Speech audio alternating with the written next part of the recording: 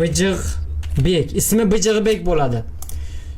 Bijiqbek choyxonaga oyog'i sasib kirgan, oshnalarning yanida ash paytda paypa bilan o'tirgan. Choyxona tugaguncha o'tirgan. Ya'ni hammani azoblab o'tirgan deymiz.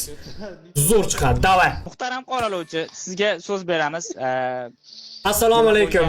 Assalomu alaykum qadrli va judayam zeng zo'r dunyoda nomer 1 bo'lgan sudya sizga assalom. Charchamayapsizmi? Zo'rmi charchashlar, uydagilar tinchmi? Bola chaqa deganlaridek. Zo'r. Hammasi yaxshi bo'lsa bo'ldi. Xo'p. Muhtaram sudya Davrik.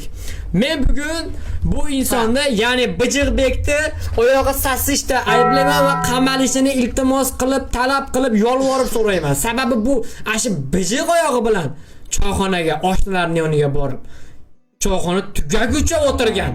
Endi o'zingiz fikr qiling. Unaqa bu qanday kulfatlarga olib keladi?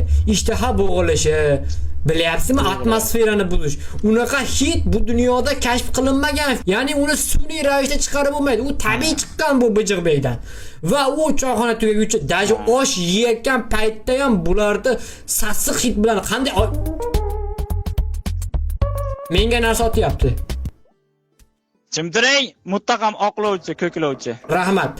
Shuna ish qilgan. Endi men bugun shuni qoralayman va talab qilaman qamashingizni. Erkak kishi bu juda ham mehnatsevar, ko'p ishlaydi.